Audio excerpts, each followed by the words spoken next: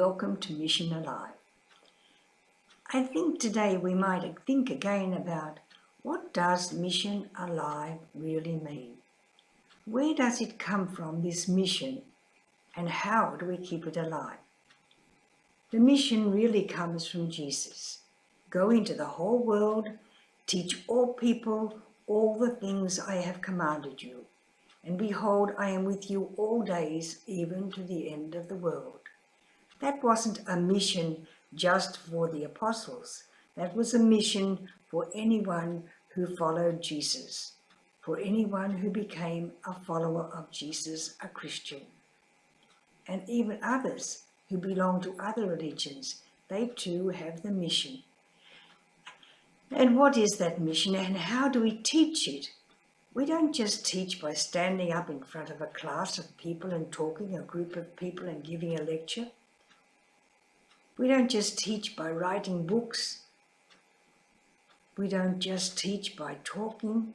We also teach by doing, by living who we are. One time, another sister and I came down from the missions back to our own country for holidays. She lived up at the north and I lived down the south with our parents. We stayed with our own families for our holidays.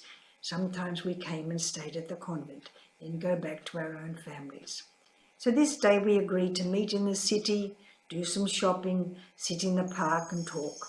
So we did those things and it was getting time to go home. So we came down to where the buses and trams were taking people backwards and forwards. And we stood on the corner just to say the last words of goodbye to each other and planning when we would meet again. While we were standing there, a woman came up to us and said, "Are you Catholic sisters?" And we said, "Yes, we are." And she said, "Can I talk to you?" We said, "Certainly." And suddenly she just broke into tears. She cried and she cried, she sobbed and she sobbed. We put our arms around her to try and console her, to try and strengthen her, to try and help her. In the end, she stopped crying. She wiped her eyes and stood up and she said, "Thank you, sisters. Thank you for listening to my cry. When we talk and teach, we also have to listen. Thank you for listening to my cry." And then she said to us, "I have just been at the hospital all day, sitting next to my sister who is dying of cancer. Now, in the evening, I am going home to my family to prepare the evening meal. And I will know when I get home, the children will be shouting, they will be playing, they will be asking me questions, and I have to be bright and alive and talk to them and put my sorrow away. But it will be in my heart, heavy in my heart. But now that I have talked to you, I feel I have shared my sorrow with somebody. It's not so great, my sadness. You have taken my tears." So we were teaching by just being who we are, teaching by just being ready to listen to someone who had sorrow to bear. Sometimes it might be joy that people want to share. They come all enthusiastic and want to tell something. I remember one night when I was at school one day, one of the teachers came bouncing into the room. Oh, something good had happened. She had to come in and tell the sister in charge, the headmistress. And she came rushing in and she said, "Look what I have." And she was so excited and we were all happy for her. And the headmistress said, "Sister, this is class time. Please wait till later."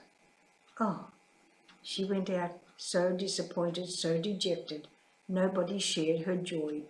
So when we went outside, we said, "What happened? What happened?" She said, "Look, I got a check for £100, $100, 100, whatever you call your money, 100.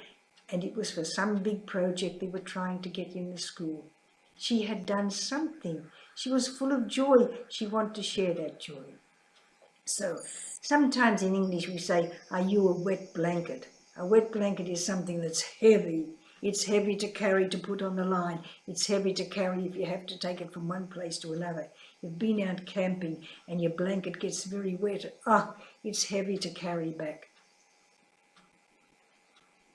But somebody who's not a heavy wet blanket, somebody who's a nice dry blanket, then they're easy. They're ready to listen, they're ready to talk, they're ready to hear.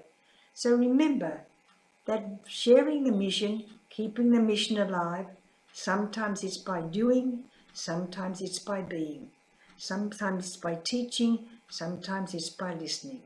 Make sure you are aware that all the time, whatever you are doing, you are keeping mission alive if you are a light blanket. But you are not helping to keep mission alive if you are a wet blanket and don't care and worry and enjoy and share the joys and sorrows of others. Take time now to be ready to share the joys and the sorrows, to talk and to listen to the story of others.